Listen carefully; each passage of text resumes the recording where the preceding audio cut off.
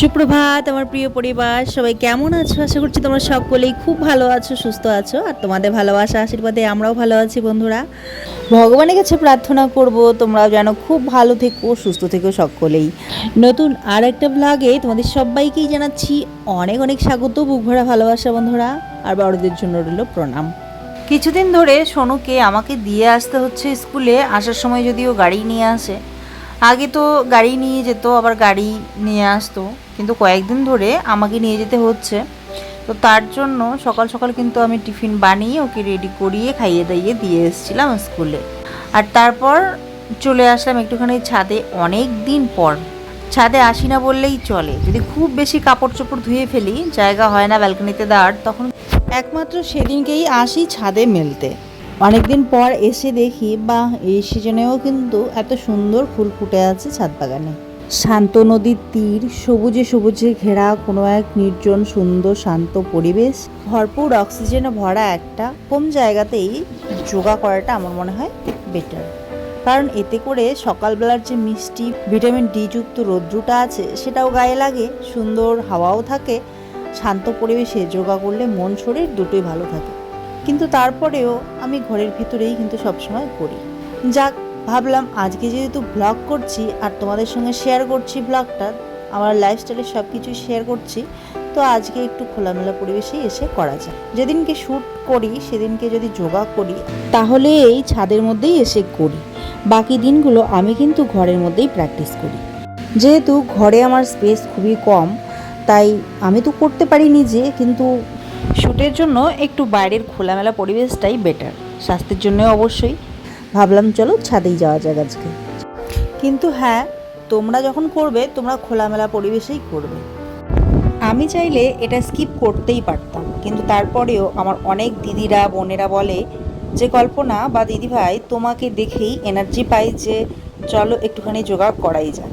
তো ঠিক তাদের জন্যই আমি কিন্তু এটা পোস্ট করছি যে তোমরা যদি দেখে আমার সাথে সাথে একটুখানি করো, দেখবে কতটা আরাম লাগবে। সারাদিন এই যে কাজ করে করে একরকমভাবে ঝুঁকে ঝুঁকে কাজ করতে করতে আমাদের শরীরটার যে অবস্থা খুব খারাপ হয়ে থাকে, সেইটা যে ঝরঝরে হয়ে যায় সেটা তোমরা নিজেরাই ফিল করতে পারবে কতটা আরাম লাগে। তো বিশেষ করে যাদের কোমরে টোমরে ব্যথা আছে, হাতে পায়ে, তো তাদের জন্য কিছু স্ট্রেচিং, এই স্ট্রেচিংগুলো ভীষণই আরামদায়ক হবে আর ভীষণই ভালো শরীরের জন্য। যোগা কিন্তু শুধুমাত্র শরীরের জন্য নয়, এটা আমাদের মেন্টালি, ফিজিক্যালি আর স্পিরিচুয়ালি স্ট্রেংথ দেয়, অনেক স্ট্রং বানিয়ে তোলে। তো তার জন্য যোগা করাকালীন মন একদমই শান্ত রাখতে হবে, যেটা অবশ্যই আমাদের সবসময় রাখা উচিত। কিন্তু তারপরেও যদি আমরা না রাখতে পারি, সময়, পরিস্থিতি, পরিবেশের উপর নির্ভর করে আমাদের অনেক রকম মুড হয়ে যায়। কিন্তু যখন আমরা যোগাটা করব তখন মনের মধ্যে যেন কোনো কিছুই না থাকে, দুনিয়ার কোনো ঝঞ্ঝাট, জ্বালা, চিন্তা সমস্ত কিছুকে দূরে ঠেলে দিয়ে যতক্ষণ আমরা যোগা করব, যদি 1 ঘন্টা করি, তো 1 ঘন্টা যেন আমাদের মাথায় আর কিছুই না থাকে, শুধু আমাদের ধ্যান থাকবে শ্বাস প্রশ্বাসে। শ্বাস নেব, ছাড়বো, প্রত্যেকটা যাই করি না কেন শ্বাস নেওয়া আর ছাড়াটা কিন্তু করতে হবে। আর শ্বাস মানে ধীরে ধীরে ধীরে নেব, ধীরে ধীরে ধীরে ছাড়বো, ঠিক আছে? বড় বড় শ্বাস নেব, বড় বড় শ্বাস ছাড়বো। যত বেশি ঘন শ্বাস আমরা নেব তত বেশি আমরা অসুস্থ হব, তাই না? বা তাড়াতাড়ি মরবো বলতে গেলে চলে। যে পায়রা না কিসের শ্বাস প্রশ্বাস খুব ঘন, তাদের কিন্তু আয়ুও কম হয়, তাই না? তো আমাদের বড় বড় শ্বাস নেওয়া ছাড়া এইসব কিন্তু অভ্যেস করতে হবে প্রাণায়ামে, যেগুলো আমরা করে থাকি। যখন আমরা বড় শ্বাস নেই না, বড় শ্বাস নেই ছাড়ি, তখন না অনেক উপকার হয় আমাদের শরীরের ভিতরের অর্গ্যানগুলোর। প্রত্যেকটা অর্গ্যানে কিন্তু অক্সিজেন ভরপুর মাত্রায় পৌঁছে যায়, কিন্তু আমরা ছোট ছোট যেগুলো শ্বাস নেই তাতে করে কিন্তু সব জায়গাতে পৌঁছয় না। তো তার জন্য কিছুক্ষণ আমাদের এভাবে শ্বাসের কিছু যে ব্যায়াম আছে সেগুলো আমাদের করা উচিত সুস্বাস্থ্যের জন্য। তো এখানটা আমি কিন্তু শ্বাস সুন্দর করে নিচ্ছি, ছাড়ছি, আর একদম দেখো প্রশান্ত মোডে থাকতে হবে, শান্তি শান্তি, একদম নিশ্চিন্তে, কোনো ঝঞ্ঝাট মাথায় যেন কিচ্ছু না থাকে, একদম শান্তি শান্তি একটা ভাইব নিয়ে থাকতে হবে সারাটা দিন। প্রত্যেকটা দিন ভাবো আমরা কত ধরনের চিন্তা করি, কত ধরনের টেনশন হয়, মানে সারাক্ষণ যেন সময়ও ছুটছে, তার সাথে আমাদের দিমাগও ছুটছে যে কী করবো, এরপরে কী করব। মানে একটা কাজ শেষ হতে না হতে আমাদের আর একটা চিন্তা হয় আর কি, এরপর কি করব, এটা করব, এটা ওখানে সমস্যা হয়ে গেছে, স্কুলে ওটা হোমওয়ার্ক রয়েছে, বিভিন্ন জ্বালা চিন্তায় একদম আমরা কিন্তু একদম পাগল হয়ে থাকি। তো এর ফলে কি হয়, ধীরে ধীরে আমাদের কিন্তু বিভিন্ন অসুখ বিসুখ, শরীরে বিভিন্ন অসুবিধা এর মধ্যে কিন্তু আমরা পড়ে যাই। ফিজিক্যালি কিন্তু অনেক আমাদের প্রবলেম দেখা দেয়। কারণ কি বলো তো, প্রত্যেকটা যে আমাদের মুড আছে তার সঙ্গে তো এক একটা হরমোন খরিত হয়, নিশ্চিত হয়, তাই না? যখন আমরা খুশি হই তো ডোপামিন রিলিজ হয়, যখন আমরা রাগি, জ্বলি পুড়ি, মানে অনেক ধরনের খারাপ যেগুলো আর কি, তো সেইগুলো অবশ্যই খারাপ কিছু নিশ্চিত হয় সেগুলোর জন্যে। তো অবশ্যই আমাদের তাহলে কি করতে হবে, ভালোটাকে রিলিজ করতে হবে। তো ভালোটা যত বেশি রিলিজ হবে তত বেশি আমাদের স্বাস্থ্য ভালো থাকবে, মন ভালো থাকবে, শরীর ভালো থাকবে। তো তার জন্য কিছুক্ষণ কিন্তু আমাদের ভালো মুডে থাকতে হবে। এই যে 1 ঘন্টা আমি করছি, 1 ঘন্টা আমি কোনো চিন্তা করছি না, এরকম অভ্যেস করতে করতে দেখবে সারা দিনেই তুমি শান্তি মুডে থাকতে পারছো, চিন্তা জ্বালা কম হচ্ছে, যে কোনো মুহূর্তে যে কোনো পরিস্থিতি আমরা শান্ত থাকতে পারবো, সেই ক্ষমতা হয়ে যাবে এইভাবে ধীরে ধীরে প্র্যাকটিস করতে করতে। জানি তোমাদের সবার ক্ষেত্রে হয়তো এরকম সম্ভব হয় না যে 1 ঘন্টা আমি নিশ্চিন্তে সমস্ত জ্বালা দূরে রেখে 1 ঘন্টা যোগা করব, হয়তো এদিকে কেউ ডাকবে ওদিকে কেউ ডাকবে, কোনো কাজ পড়ে যাবে, তাই না? তো তার জন্য কিন্তু তোমরা আধা ঘন্টাও করতে পারো, 30 মিনিটসের অনেক কিন্তু স্ট্রেচিং রয়েছে। সবার জন্য তো সারাদিন সময় দেই বলো, সবার জন্য মানে সমস্ত কিছু রেডি করি, সব কিছু সামলে দশভুজা আমরা মানে নিজেকে বানিয়ে নিই, সব কিছুই সামলাতে পারি।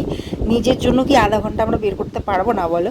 দরকার হলে আমরা ঘুম থেকে আধা ঘন্টা আগেই উঠবো, উঠে আমরা কিন্তু 30 মিনিট আমরা নিজেদের জন্য বের করে নেব। কারণ তুমি যদি সুস্থ না থাকো, তুমি যদি ভালো না থাকো, তাহলে ভাবো পুরো পরিবারটা কিন্তু ভেস্তে যাবে, তাই না? সব অগোছালো এলোমেলো হয়ে যাবে, তোমার বাচ্চা, তোমার সংসার। তো সেই জন্য নিজের শরীরটাকেও ভালো রাখতে হবে, আর তার জন্য কিন্তু নিজের জন্য সময়টা বের করতে হবে। আমাদের ভাবতে হবে আমরা তো সবার জন্য করছি ঠিকই, যেদিনকে আমাদের শরীর অচল হয়ে যাবে, শরীর চলবে না, আর তখন আমাদেরকে কে করে দিবে? যদি করার মতো কেউ থাকে তো ভালো, কিন্তু আমার তো ভাই আমার করে দেওয়ার মতো কেউ নেই। আমাকে একটা বাচ্চা সামলাতেই হবে, একটা বাচ্চাকে ওর দায়িত্ব, ওকে মানুষ করা, ঘরের সমস্ত কাজ বাজ, বাজার ঘাট, পড়াশোনা করানো, স্কুলে দিয়ে আসা, সমস্ত কিছুটাই কিন্তু আমাকেই করতে হবে। বিভিন্ন অ্যাক্টিভিটিতে দিয়ে আসা, নিয়ে আসা, এই সমস্ত কিন্তু আমাকেই সামলাতে হবে, তাই না? তাই জন্য আমার নিজেকেও কিন্তু ভালো রাখতে হবে নিজেকে। আমার বিশ্বাস আমার মতো তোমরা অনেকেই রয়েছো যাদের সেম সিচুয়েশন।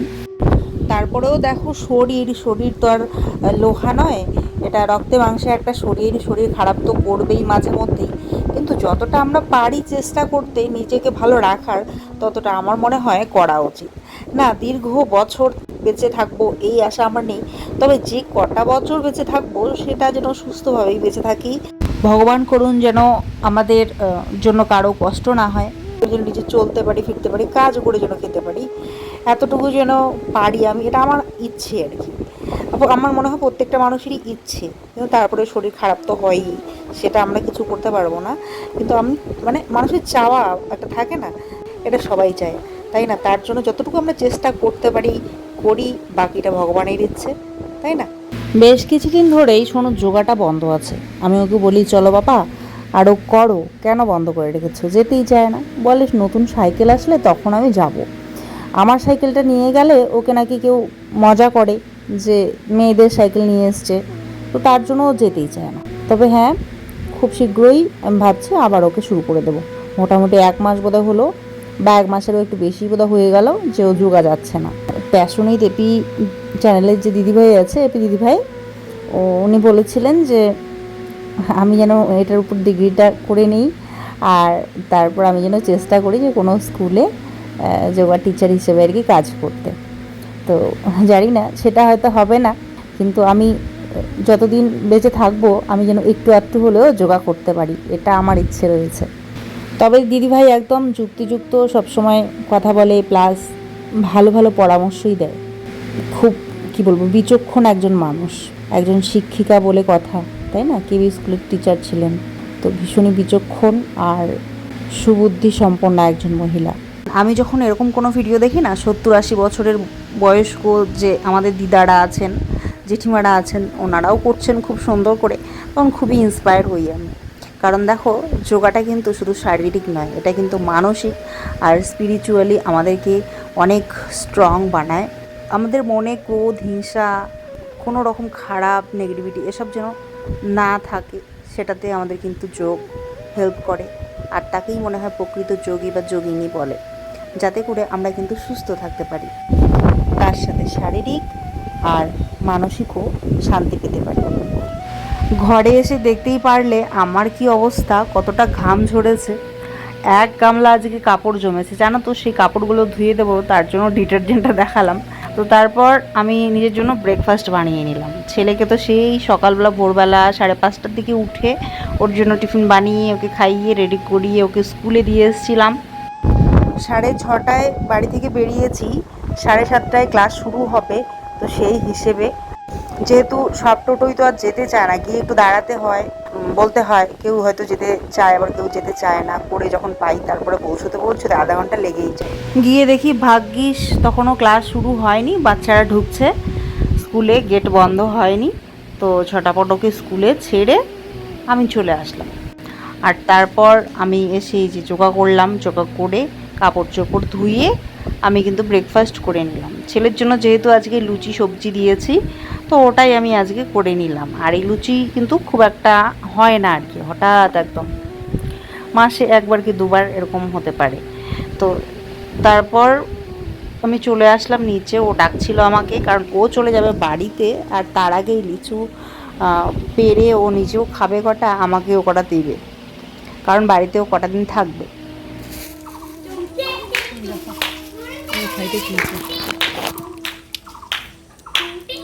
বেশি মিষ্টি না, কিন্তু খেতে হবে। হ্যাঁ, আর কদিন গেলে বেশি ভালো কিন্তু খাইতে পারবে না, আর কোথাও পড়ে যাবে তো। হ্যাঁ, রোগ দেখো, আমি অনেকগুলো খাইলাম তো, চিনি পাকছে কয়েকটা দিন কিন্তু বেশ শিলাবৃষ্টি হচ্ছিল, যার জন্য এগুলো টিকছিলই না, সব ঝরেই পড়ে যাচ্ছিল। তো অল্প অল্প পেকেছে, একটু একটু টকই কিন্তু লাগে। তো বলছে এগুলো থাকবে না, তুমি কটা নিয়ে নাও, খেয়ে নাও। ছোটোবেলায় কী যে টক খেয়েছি বলার মতো না, কিন্তু এখন কেন যেন খুব একটা টক খেতে পারি না। লিচু ভালো লাগে, যদি পাকে খুব মিষ্টি হয় তবে একটু একটু খাই, আর টক হলে খেতে পারি না। তেঁতুল, লেবু, জলপাই এসব যে কত খেয়েছি, লবণ দিয়ে খেয়েছি তো খেয়েছি, মানে মাঝে মধ্যে স্কুল থেকে আসার পথে গাছ থেকে যে এমনি পড়ে থাকে এমনি করে নিয়ে খেয়েছি, লবণ ছাড়াই, ভাবতে পারো। এখন তো লবণ দিয়ে খেতেও তেঁতুল টেতুল ভয় লাগে আর কি, এত টক মানে এখন আর খেতেই পারি না। প্রত্যেকটা বোধহয় জিনিস খাওয়ার একটা সময় থাকে, তাই না? না, ওই গোলাপটা তোমাকে দিলাম। ওই দেখো, আই লাভ ইউ। ওদের স্কুলের পথে যে গোলাপটা আছে না, এখানে হয়েছে ওর গাছটা। কি হয়েছে? হবে, আমি বেশি টক খেতে পারি না। ए क्या कर दिया?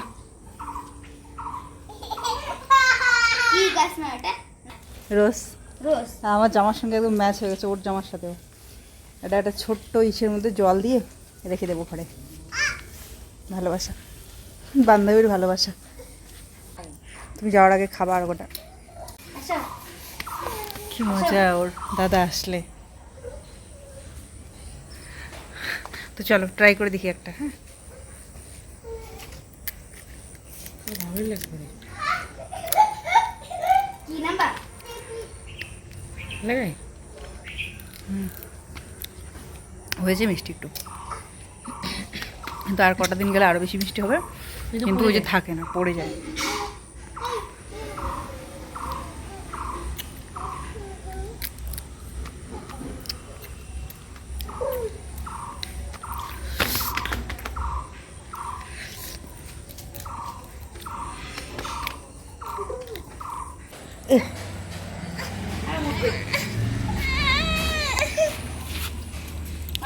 পালাবা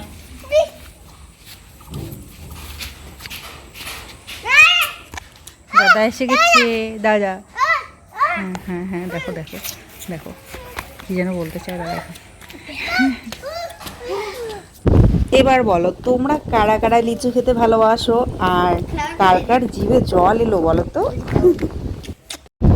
বাচ্চারা স্কুল থেকে চলে এসছে, ব্যাস আর কতক্ষণ থাকা যায়, চলে আসলাম ঘরে। ওকে বললাম তুমি স্নানটা সেরে নাও, আমি ভাত পাচ্ছি। আজকে কি কি রান্না করেছি বলো তো?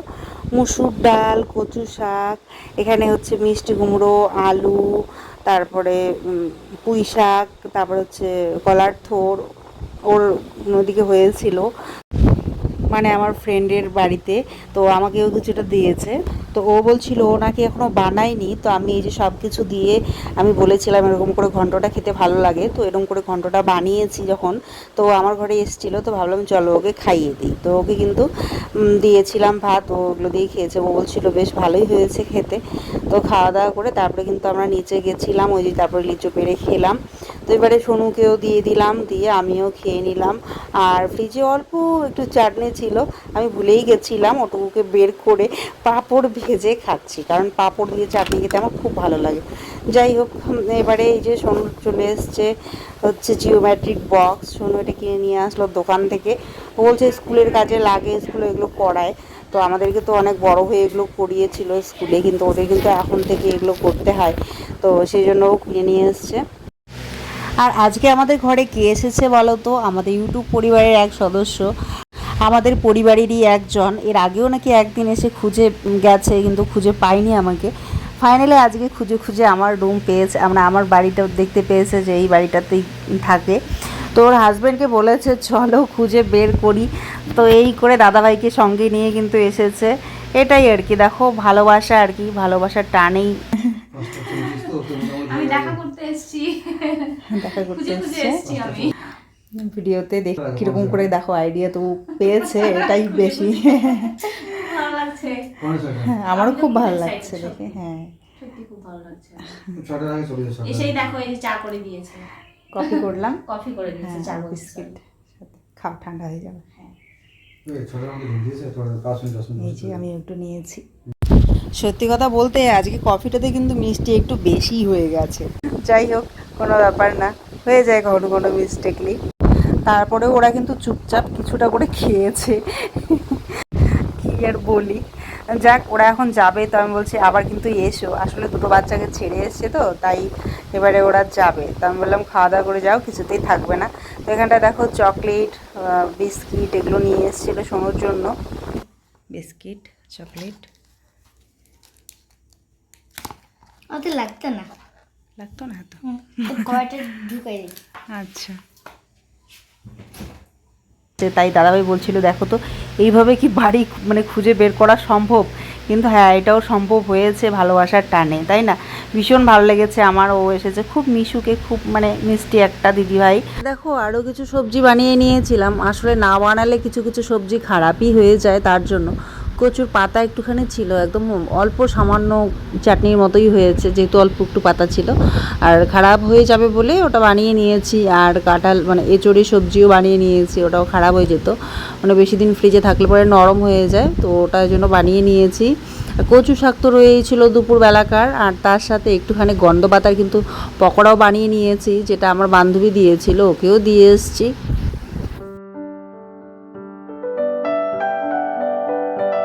খাওয়া দাওয়া করে নিলাম। প্রত্যেকটা সবজি কিন্তু আমার খুব পছন্দের ছিল, হেভি হয়েছে খাওয়াটা আজকের।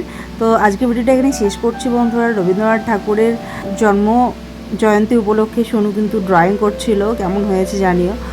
ব্যস্ততার কারণে জানি ভিডিও দিতে অনেকটা লেট হয়ে যায়, তারপরে যারা তোমরা আমাদেরকে ভালোবাসো, আশা করছি তাদের যেমনই ভিডিও দিই না কেন ভালো লাগে, তোমরা অপেক্ষা করে থাকো। তাই কিন্তু তোমাদের জন্যই সময় বের করে একটি ভিডিও এডিট করার চেষ্টা করি। সবাই খুব ভালো থাকবে, সুস্থ থাকবে, দেখা হবে পরবর্তী নতুন একটা ব্লগের সঙ্গে বন্ধুরা। ভিডিওটা এখনও পর্যন্ত দেখার জন্য তোমাদের সকলকে জানাচ্ছি বুক ভরা ভালোবাসার অসংখ্য ধন্যবাদ। টাটা।